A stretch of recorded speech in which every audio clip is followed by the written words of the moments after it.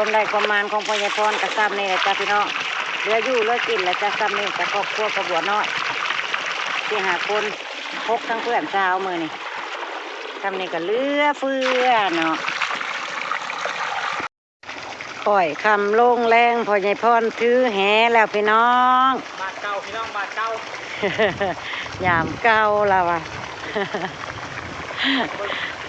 สบายดียามแรงเด้อพี่น้องจ้าสบายดีวัตถุกุทุกคนจ้ายินดีต้อนรับผู้ชมมาน้องบอกคือเก่าคือเดิมใส่หลวงพ่อลำอันยามเก่าแล้วว่ะคือเม็ดซอยม้อยคือเม็ดซอยม้อยยามเก่าเฮ้ยน้ำเต็มน้องบ้านนี่พี่น้องแต่ค่อนข้างที่ยากแล้วบ้านนี่เนาะโอ้บวบนี่ได้น้ำแล้วแทงยอดไม้เลยเด้อโอ้เดี๋ยวปลาฉลาดปลาดิ แทงยอดไม้แล้วพี่น้องที่ได้กินตลอดแรงในขั้นนั้นนี่สุดน้อยนี่อะไรใช่มาเบิ่งน้ำลงพรโอ้ยลงดองแดงดองแดงตอนนี้ลงนี่ดิเอาลงซาน้อยมันน้อยลูกมันเบื้องกลางมองอ่ะพี่น้องเชื่อมันถือตัวใหญ่มันอยู่เลิกแล้วปลานวลจันทร์โอ้แต่มันบัวหนาวดอกเล่นน้ำโลโอ้ยแม่นควมเมียเขากระลงคือกันในพี่น้องนะเมียเขากระจะลงไหนจ้ะไปเห็นปลาบัวลงบ่ก้อนชิอุ้มปลาบัวลงบ่ลงน้ำน้องบ่ได้มันคันระคายผิวทุบปลาบัวได้จ้ะแพ้คุณหน้าแพ้น้ำน้อง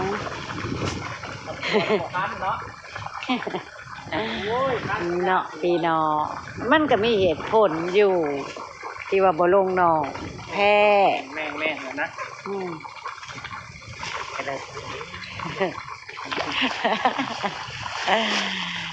อุปกรณ์เตรียมอุปกรณ์ไหมแฮบ่ได้กินน้ำใหม่ก็เอากลางไปลุงพรกลางไปเจ้ากลางไปส่วนข่อยจะเอาผ้ามาทางอันต้นมะขิดาออกจากอันดอกมะม่วงกำลังออกดอก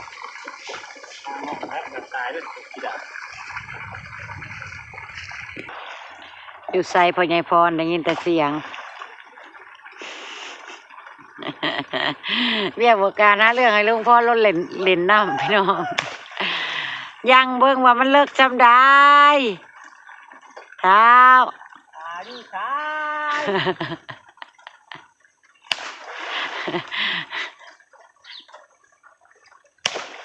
หุยเล่หุย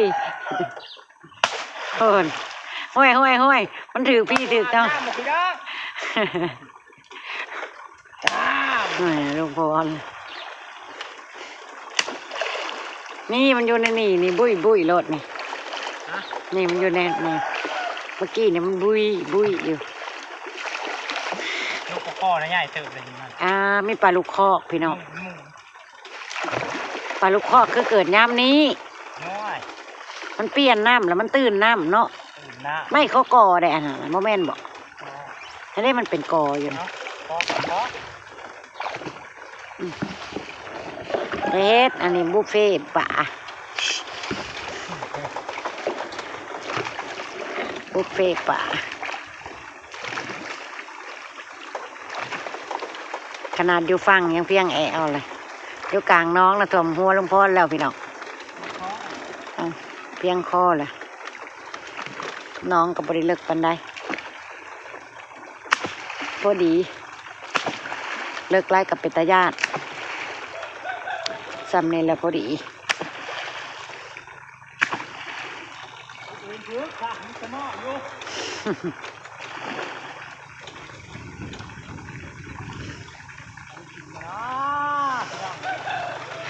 มาลุดลงพรจำประแดกครับเรา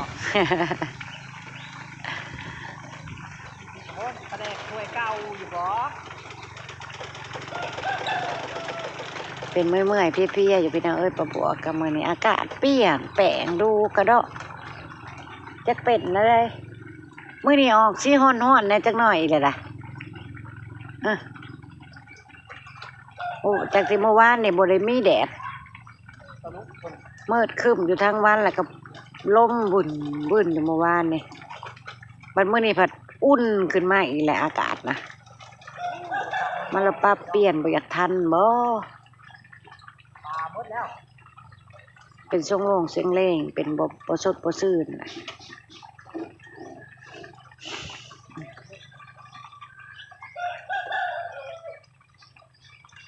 แย่งง่ายกันแหละซุ่มแซวกับพี่น้องป้าบัวกับลุงพรก็หาอยู่หากินยามแรงล่ะ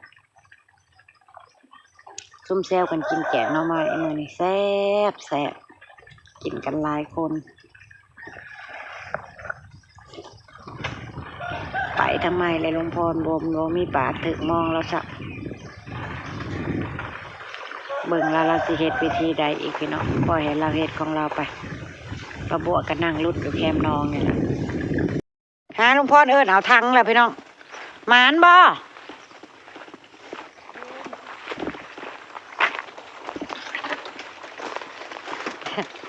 ขันเมียสั่งเลยเฮ็ดทุกวิธีทางเพื่อสิได้ป่ามาให้เมียกินนะลุงพรเราพี่น้องเฮ้ยบ่จักตึกแฮบ่จักใส่มองโอ้ยยันเมียบ่ย่องงั้นอะไรก็ได้หมานบ่เฒ่ามาเล่นจัดให้เด้อ เจ้าคือเก่งแท้โอ้ยปลาตะเพียนเจ้เอ้ยพอดีปีก2 ตัว2บ่น่าอุ้ยใครแล้วว่าคันสิปีงเพื่อนเช้าอยากลาบเหนียวพอลาบบ่2 ตัวพ่อหั่นแหละ2 ตัวคอยว่าพ่อได้นี่นะเฮากินยังเหลือแล้วเฮาบ่ลำหั่นเด้ตัวเบิ่งอีกเคยมันแล่นกับพี่ๆคนเด้อเจ๊อำมาลาเพิ่งสิมื้อพี่น้องเพิ่งสิกลับส่วนเจซี่กับลีโอเมื่อแต่โดนแล้วเจ๊อำมาลาเพิ่นนอนพักผ่อนกำลังไปหารถนอนพักผ่อนของเพิ่นก็ได้เมื่ออยู่เฮือนกับบ่มีหยังเฮ็ดป้าบัวว่ามาพี่แล้วมาเล่นเด้อเป้นอนพักผ่อนอยู่พี่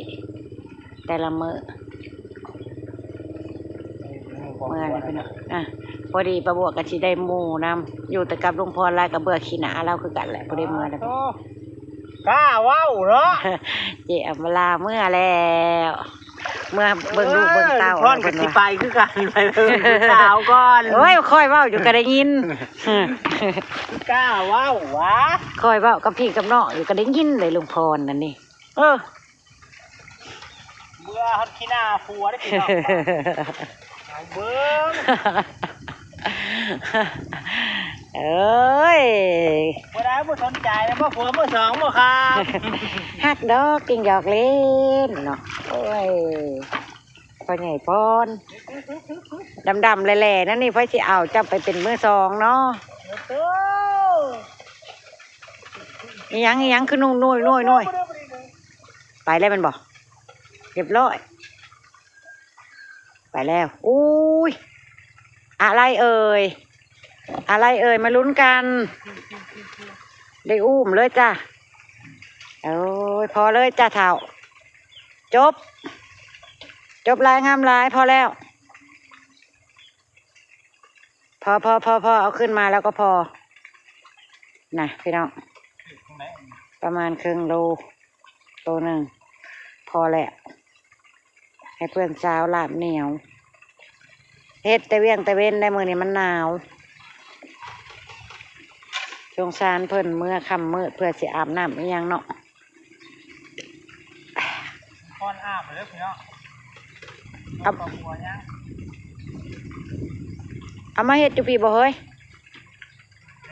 มันจังบ่ข้าวอยู่ทางเงินเฮาเนาะฮะนั่นแหละยังวะนะไปพอแล้วขึ้นมา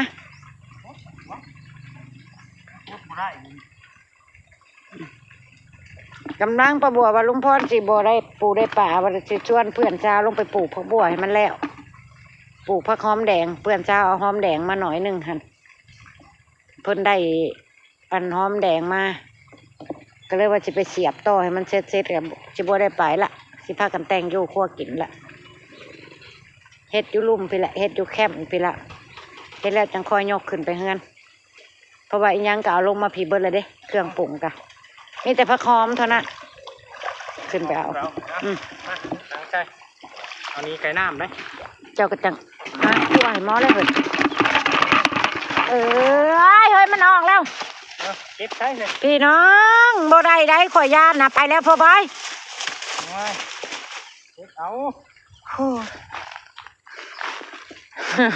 ลุงพ่อเฮ็ดกับปลาบัวอะไรเด้อบาทนี่เอานะได้ป่ะนี่พี่น้องตรงนี้มันหมุนอยู่ก่อข่าพี่โอ้ยควายพี่น้องชอบปลาบัวแน่เอาอันไหนมันตรงนี้ความตัวใหญ่มันนะทั้งนี้ได้จ้ะมันก็เต้นเอาอีเล่ใส่ทางอีกไรทางมันน้อยเนาะพี่น้องมึงนี่ป่าผัดมันใหญ่แม่พูตัวเดียวเต็มหนาเจาะความใหญ่มันไปพี่น้องไปกับปลาบัวไปเชียงลูกข่อยพันทานบ่โป่งเฮ้ยโอตีบานในเฮือนอีกบ่โอ้บอกว่าเจ็บตีบานในเฮือนอีกนะโอ้ยพี่น้องไปมันฉีโดดลงน้องย่างไตแคมน้องอยู่นี่โอ้ป้อมตัวใหญ่เฮ้ยได้แล้วเฮ้ยบ่ต้องปลูกดอกผักบัวผักเทียมตัวน่ะมาเฮ็ดกินเฮาพี่มาเฮ็ดกินแรงเฮาเนาะเตรียมแล้วหาข่าตะไคร้หัวซิงไคร้ใบมะกรูดมาละต้มนี่ข่าก็ได้บริอึดคุดเอาโลดใกล้ๆนี่ก็ใช้ลุงพรอ้วยท่อน้ำมานี่มาแต่งอยู่ครัวกินอยู่แคมป์นี่ละจังค่อยเอาขึ้นไป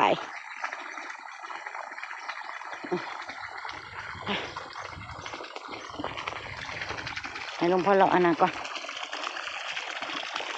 มองเราก่อนบริติดอีกบ่เฮ้ยติดเท่านั้นบ่